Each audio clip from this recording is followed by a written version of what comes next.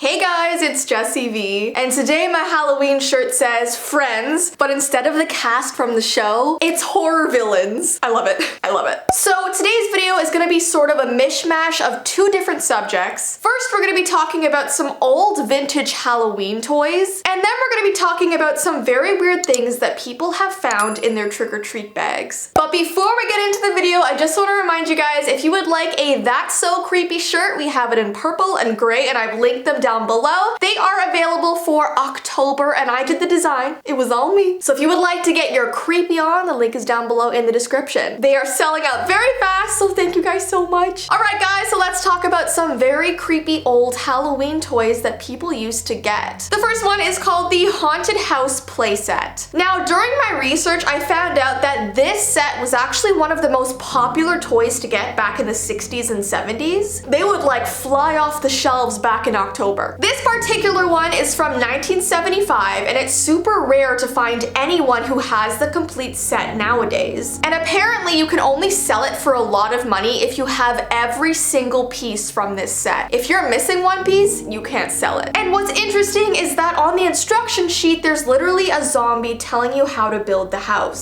So yeah, I feel like if I was a kid growing up around that time, I would love to have this. The next creepy toys are called Bogglins. The Bogglins were a line of creepy hand puppet monster toys that came out in 1987. They were inspired by the Jim Henson movies The Dark Crystal and Fraggle Rock. And these Bogglin toys were supposed to look like they just came out of a movie. Like they were supposed to look like real life goblins. They were made of flexible rubber, and this allowed them to be manipulated to make expressive movements that you controlled. So your hand would literally control its mouth like a literal puppet, and you can act out them talking, and the way you moved your hand around made them look angry or sad or happy. Flexible rubber is great for that. They even had rotten pumpkin Bogglins that came out around Halloween. And yeah, this toy just made people feel like they actually had a pet monster. Why do I actually want one of these? I was looking to actually buy one on eBay, but they're being sold for like $400 now. So here are some of their names. They're so cute. There's Squidge, Schlump, Schlurp, Sponk, Squeak, and Squeal. That is so hard to say, but yeah, I want a pet monster, guys. Next, we have the Halloween Noisemakers, and the only reason I'm bringing these up is because these were also extremely popular to use on Halloween nights, specifically when you were trick-or-treating or at a Halloween party. These were so popular back in the 1930s and 1940s, and people would walk the streets on Halloween night making a ton of noise. Now, every noisemaker you could buy was so different and so unique. There was not one that was the same. They had different shapes, different things on them, like witches, black cats, bats, creatures, monsters, and noisemakers are so loud. Have you ever heard them? Have you ever been to a New Year's Eve party? They'll blow your ears out. Next, we have the pocket fortune teller. Now, I actually talked about this toy, I think a year ago, very briefly. Back in the 1940s, they had these things called pocket fortune tellers that they would really advertise around Halloween. Now, these toys were really similar to Magic 8 balls, and it's so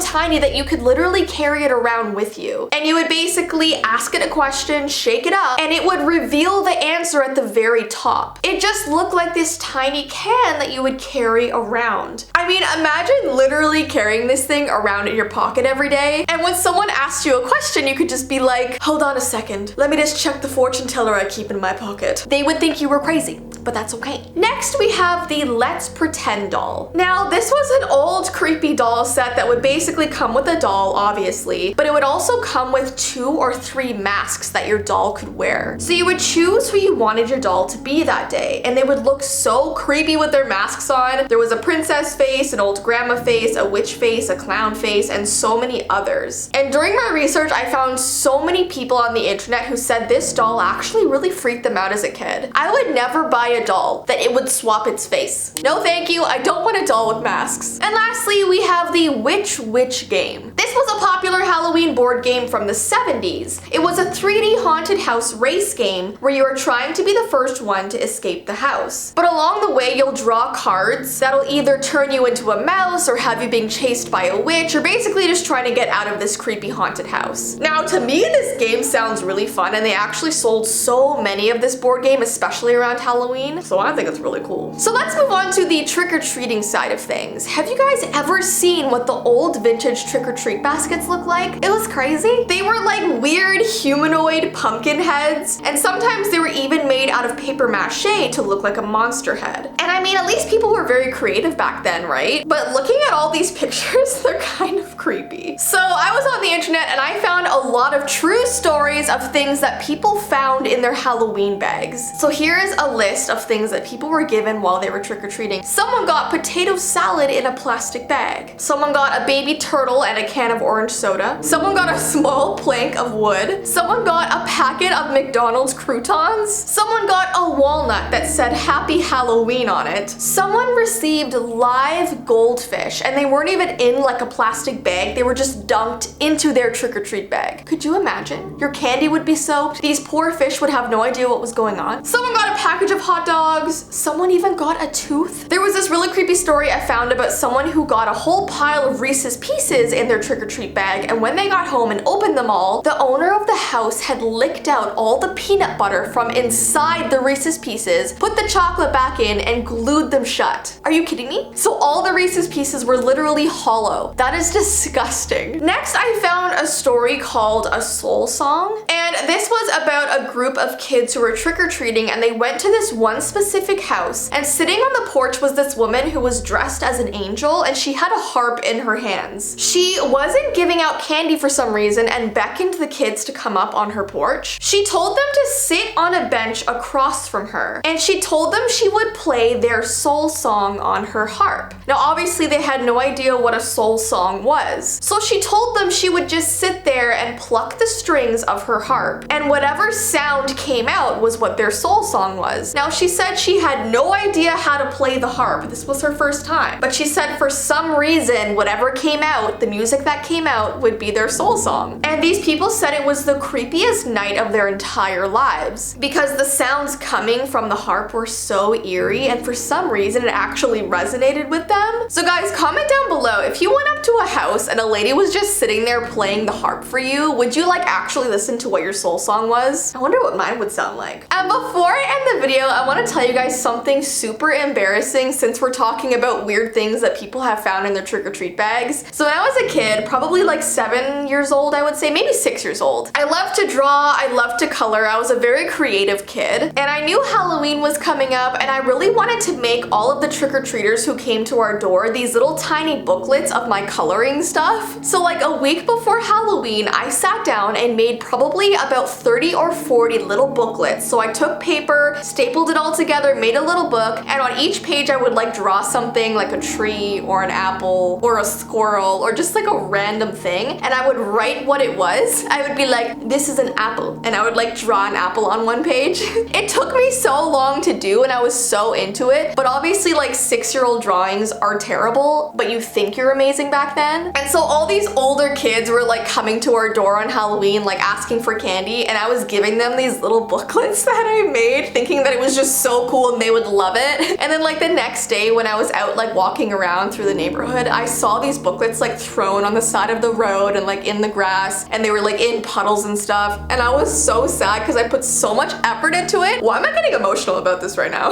But I mean, can you really blame those trick-or-treaters? Like all they want is candy. They don't want like a little coloring book a 6-year-old made. But yeah, to this day I'm still kind of hurt about it. Anyways, so guys, that is the end of today's video. Please comment down below if maybe any of your family members, maybe your grandma or grandpa, still have any of these vintage Halloween toys that I was talking about, because some of them still sell for a lot of money. But I feel like I would rather keep these things than sell them because like they're so cool. Anyways guys, I hope you enjoyed today's video. Don't forget, if you would like a That's So Creepy shirt, I have linked it down below for you. But I hope you have an awesome rest of your day, and I will see you in my next video. Bye!